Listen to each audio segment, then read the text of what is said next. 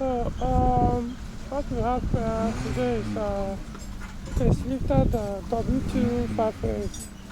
So, we are doing a suspension work today, focusing on the four shock absorbers.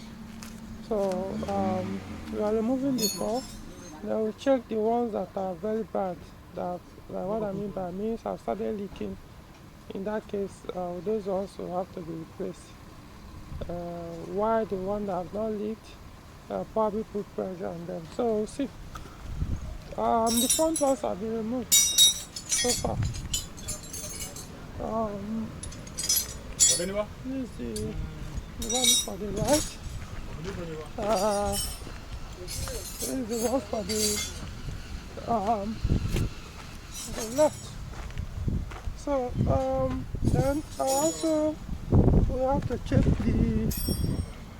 the drive shaft, or more or less the CV joint. I drove the car recently and I noticed under acceleration the wheel vibrates. I mean the steering wheel vibrates.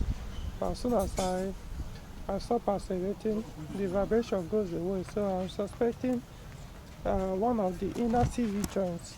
It comes up from this side, the other side. So most likely it could be this one inside, this side. So we may have to take it to CV joint technicians to open it up and see what is wrong inside there.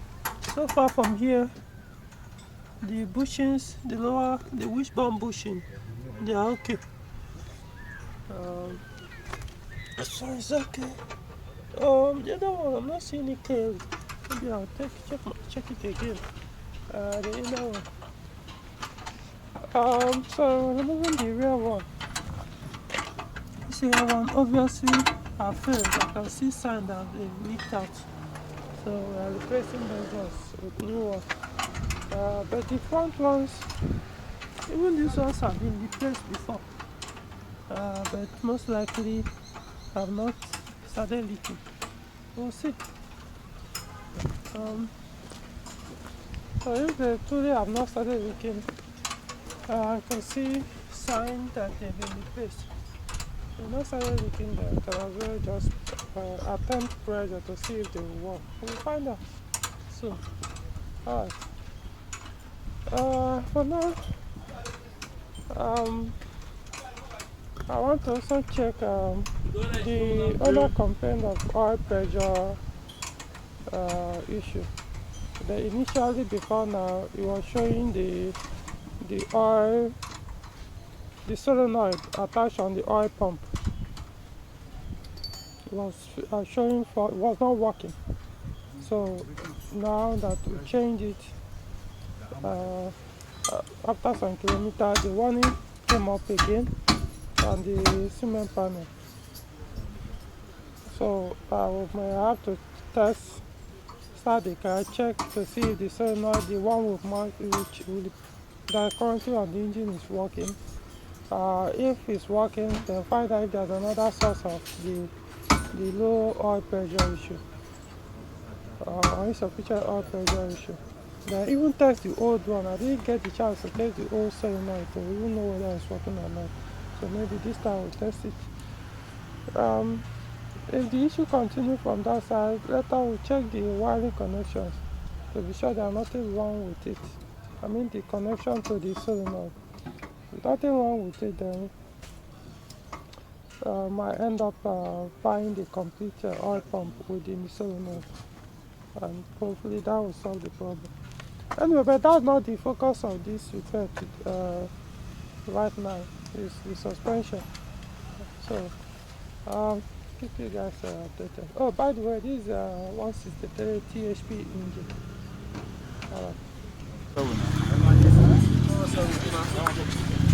New model.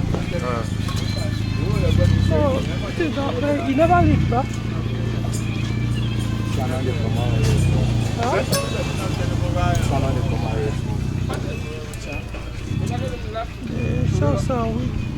You said it don't leak. Yeah, don't get power. Say don't leak. Don't they come out? This one on the come out.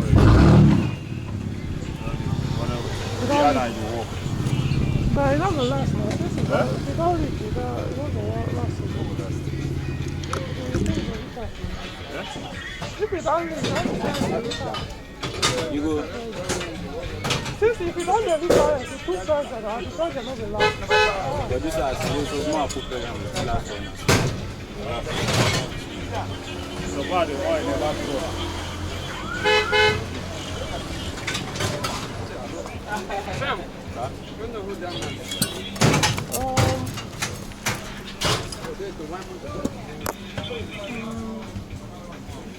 Stand and wait there.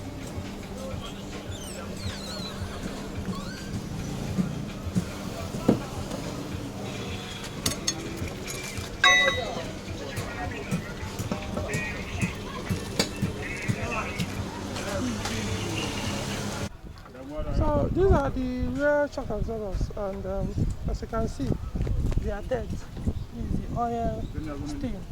So they are dead. So I've called for the shocker new ones. So they are bringing two different qualities: the OEM and the aftermarket. So when the two come, I'll look at them and then choose one. But most likely we are going with the OEM. The front ones, so I was able to talk to those guys doing that put the pressure. So they said they put that it should still be able to serve for a while, that they have not failed completely. So there's no need for us to change the shock absorbers for now. So I also spoke with the owner, explained the options to him, and so what we decided to do was to put the pressure, worst case scenario, since the pressure doesn't cost that much, worst case scenario, after if it can serve for like close to 6 months or whenever, and then we started to it starts to do the same thing, start bouncing, then we change it, rather than changing it now when it's possible that the current one might still serve. Once you put pressure, might still give you the same service for, who knows, months, years. So we'll see what happens, but at least we are changing the real ones. So as soon as it comes, those shock absorbers comes, I will update. So the shock absorbers are fine. Just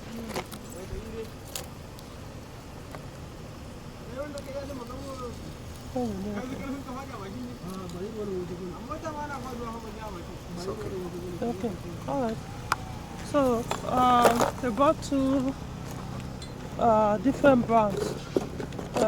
This is Otterblue, while this one is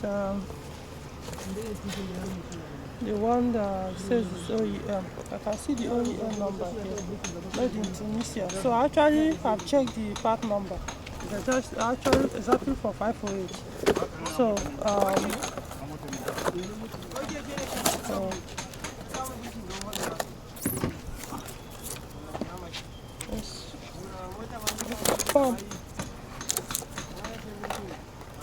check this project. Let me check. Okay.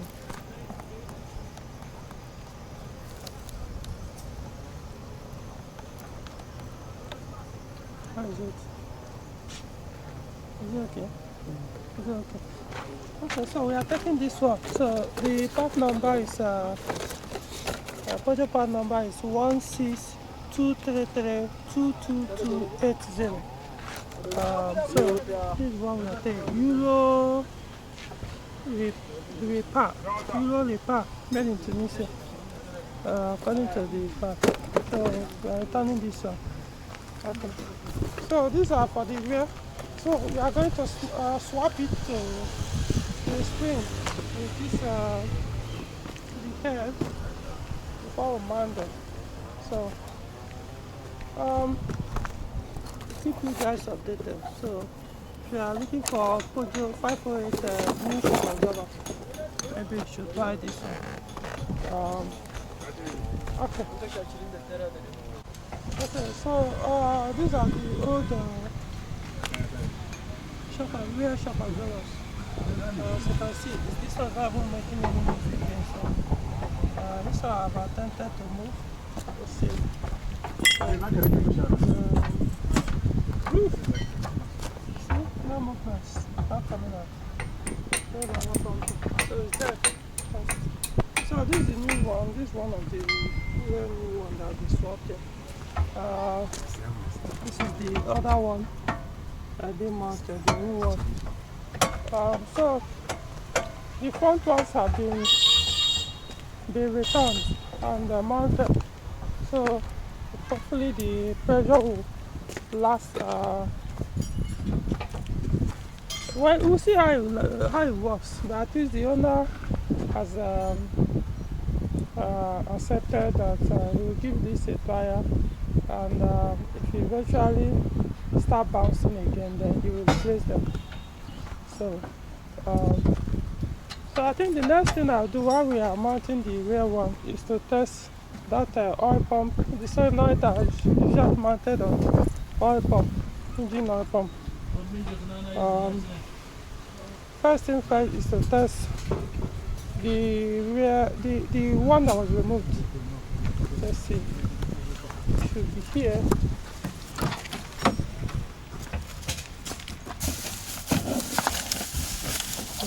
So this is the old one. This is it. So I'm going to test it, see if it works. Then if it works, it means probably there is a communication issue between the engine ECU and this solenoid. Remember, this is solenoid that is the ECU that controls this solenoid or powers it. So we find out what's going on. So I'm going to get a connection from here to the battery to test it. Once I put the wiring connector that I'll use for the testing, and I'll update.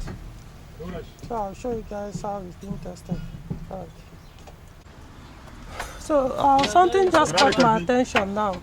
By checking, I now realize that the rear shock absorber buffers are gone. I think they got broken and fell off. You can see nothing is here on the rear left. Likewise on the rear lights, the white side is also missing. So in that case, we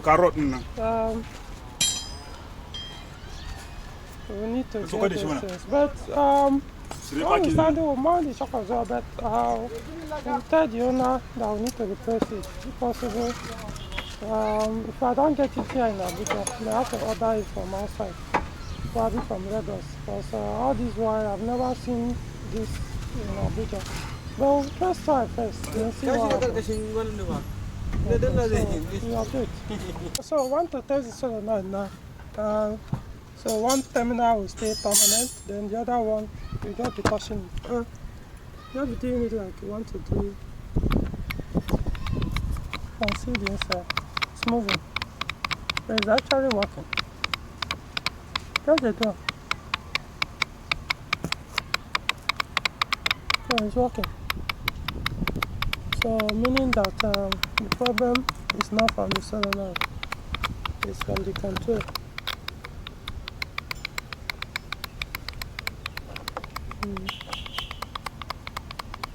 It's okay.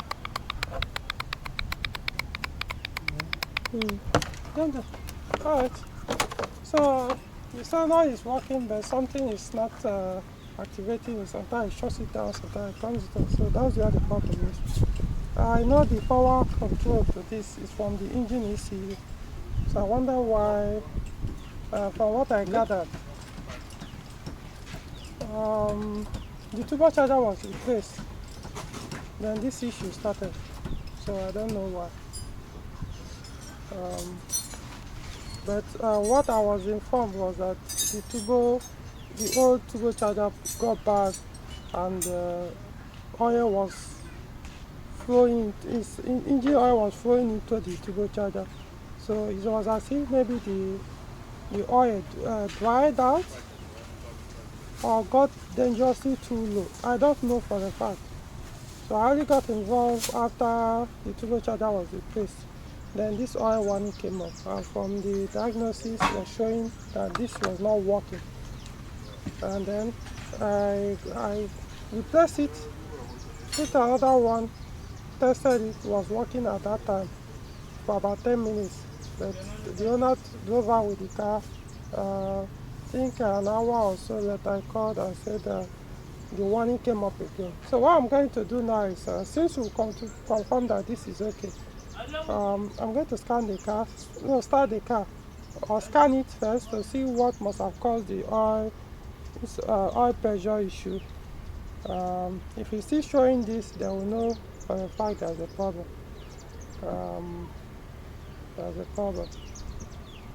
Without making time to pull the wiring connector, check it all the way from here to the engine ECU.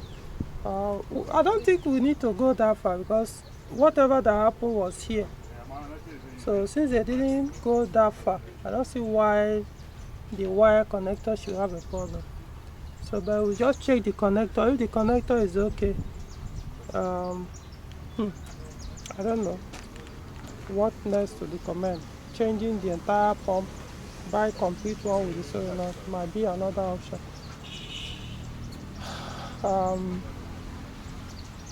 Because someone had a similar issue. According to the person, he replaced I think he attempted to change the solenoid, issue continued, change the tap for oil pump. It stopped. And I think that I've also experienced that. There was one car, THP engine, was doing that. We changed the oil pump complete. We stopped for about 1 week or 2 weeks. Then suddenly it started doing the same thing. So when the oil pump came with solenoid, it's just that in that case it was a used oil pump. So anyway, keep you guys updated. So I'm going to scan the car now and then take it from there. So far the shock absorbers, the cars, although I've not moved the car, but it doesn't bounce for now. So until we move the car, I don't know if everything. But then this shock absorber buffer, the rear cushion buffer, you just have to deal with it. Even if not now, then I'll have to order it from outside. Maybe try OEM first. If Pan Nigeria will have it, if they have it, they will buy. I'll get it from Lagos, whichever one. Okay, get back to you.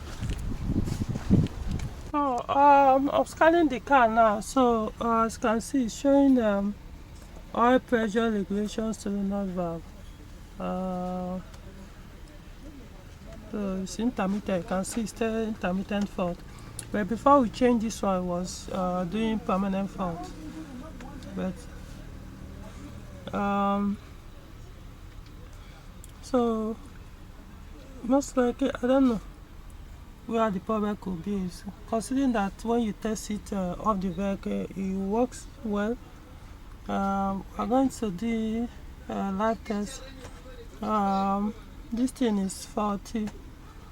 The camshaft diffuser, something is wrong there. So I won't know until we remove that place, see what's going on. Misfiring the fuel, something is wrong with the fuel supply, which could be the high pressure pump and the in-tank pump. So let's find out. Okay, let me clear the faults first. So there's a fuel pressure issue. It actually came up before, but the mechanic that did the work initially claimed the fuel was low. The fuel level in the tank was low, which could be the cause. I didn't want to believe that, but you know what? I was like, maybe the benefit of the doubt. But as you can see, fuel has been increased. The fuel level has been increased in the tank. Yeah, the fuel pressure issue still came up. So let's see. Let's start the car first.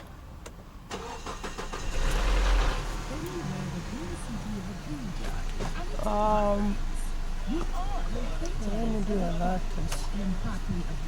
Oh, the electronic handbrake is faulty, so they're giving you this kind of warning. You can see so many lights are on. Even the switch is also faulty, so we have to, the entire mechanism will have to be replaced. Okay, so let me see the oil pump, the solenoid. So see that solenoid on the oil pump is working.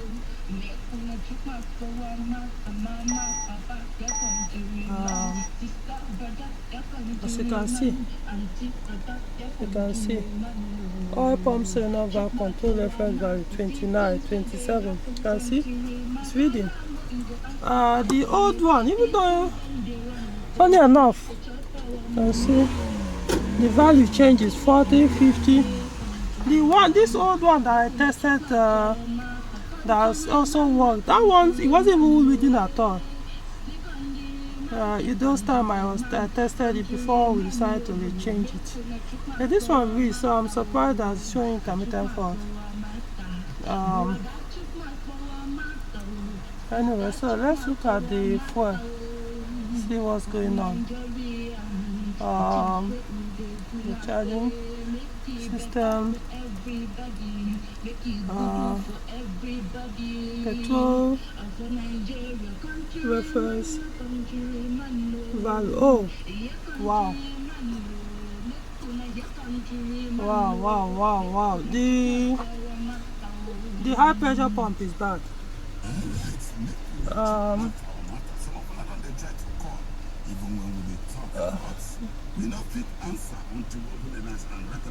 That's very bad.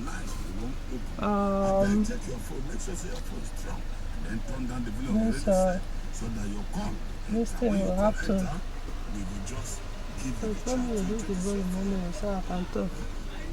So it's supposed to be reading the petrol air pressure reference value is supposed to be 30 bar, but you can see it's just showing 5 bar. It's stuck in 5 bar, which is the value from the in tank. So the high pressure pump is bad.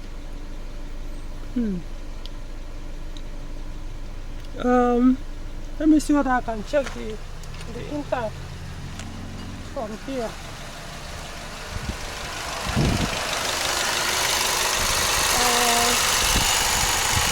This thing can be very, very tricky to remove and test. Honestly, we don't want to go there now. But if I have to work with what is showing here, the in-tank pump is dead. The high pressure pump, the low fuel pressure pump is in the tank, which I call in-tank. The high pressure pump is the engine bay. So for what is showing here is the high pressure pump. Because even when the low pressure pump is not pulling fuel enough, it will still read that 30 bar. You know. But for you to get up to 5 bar, which is 5 bar is about 73 psi. So for you to get to 73 psi within the running, it's expected that the in-tank pump is supplying something, even if it's not enough. It's supplying some fuel to the engine. So the high pressure pump is now supposed to do its work by increasing the pressure on the fuel rail before fuel passes to enter the fuel injector, to pass through the fuel injector into the combustion chambers. So here it is. Now I know why fuel circuit came up. So high pressure pump is like a different issue on its own. I'll discuss with the owner how to go about that one, but that will be a separate work. Okay. So let's see which other fault that will come up now. I expect that high pressure, the fuel circuit issue to come up. You see P0087 leashness regulation. Okay, so as it is now, I'm going to test drive the car and just to confirm the suspension work done. Then we'll now look at the high pressure pump issue, so how to deal with that. For the engine oil pressure, engine oil pressure issue, I'll ask him to discard it to disregard the issue. It's intermittent. So you're saying the solenoid it works intermittently. So instead of going there again, I'll rather disconnect it. Maybe look at it very well. Connect it back to be sure the connector is well, or firmly attached. It's the high pressure pump that should be a concern. It's as if the car shouldn't have power right now. There shouldn't be turbo power once the pump is not working well. Okay, so that is it. And let me drive the car and confirm the shock absorbers are okay now. The update. Okay, so test driving the car now to see how the shock absorber works. So I'm going to drive on a bump, road bump, so that we'll see if it bounces.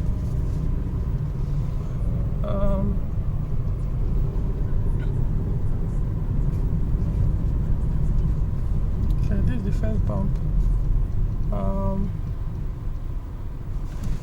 Okay. Bouncing, not normal there. Though the front one, okay. I think I'm comparing it to the V6. So,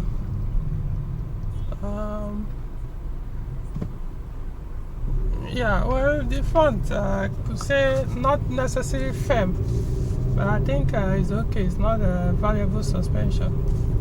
So, but before now, wow, it was just down bouncing. It was that bad that I was thinking the spring might even break, because that was usually cause shock absorber springs to break when these things start to bounce that bad. So I think I can turn here and repeat the test. Okay, so I think that's all. So other faults that are still there will be sorted out on a different repair. But now the suspension repair has been concluded. Okay, so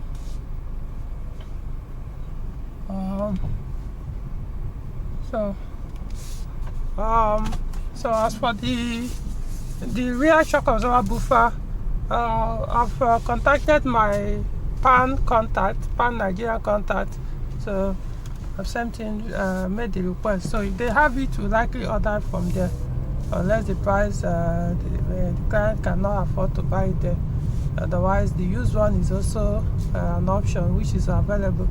Though what I can't really say.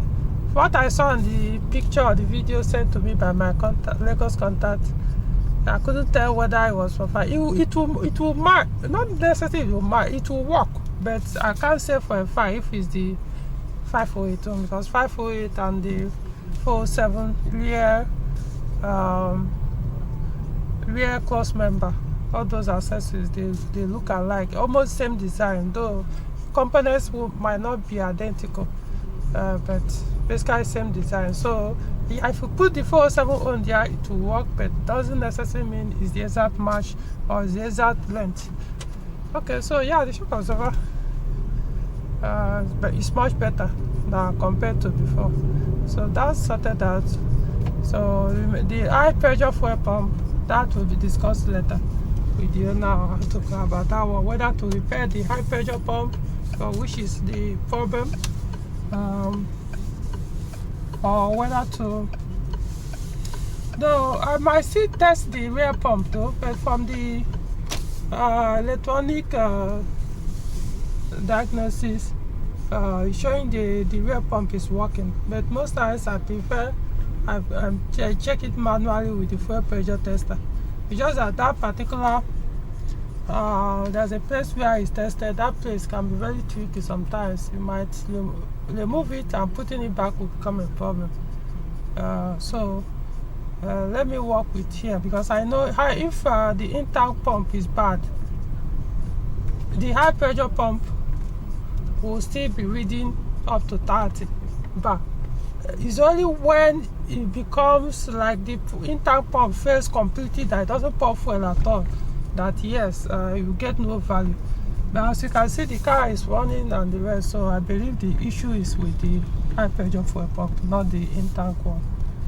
That is the low pressure fuel pump. Okay, so so I think that's currently today.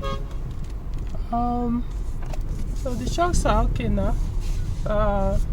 So the only one you might end up in future, oh, that's my Z9. The only one I might end up replacing in future, hopefully, will be